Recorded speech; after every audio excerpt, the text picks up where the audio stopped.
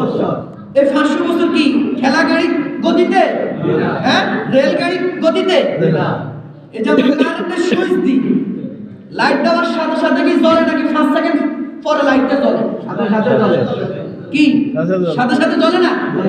এর চাইতে লক্ষ কোটি দূরত্বগামী যদি 500 বছর যদি হাঁটা হয়, এরপরে আসবে প্রথম আসমান। সুবহানাল্লাহ। এরপরে প্রথম আসমানের মোটা হলো মোটা, প্রথম আসমান থেকে দ্বিতীয় আসমানের রাস্তাটা শুধু মোটা, আরো 500 বছর রাস্তা। সুবহানাল্লাহ। ঘটনা শুনলে বুঝতে পারবেন যে জান্নাতটা কত বড়।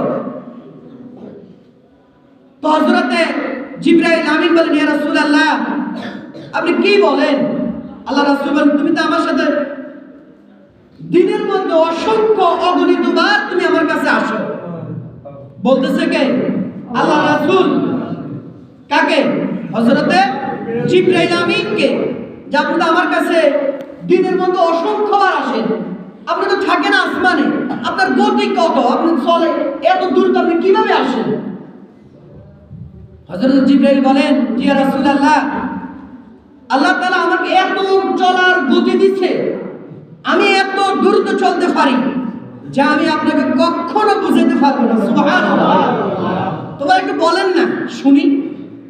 তাআলার জিবরাইল হযরত জিবরাইল আমিন বলেন, ইয়া রাসূলুল্লাহ, তাহলে আপনি শুনেন, আমি আপনাকে একটা ঘটনা বললে আপনি বুঝতে পারবেন যে আমার চলার গতি কত।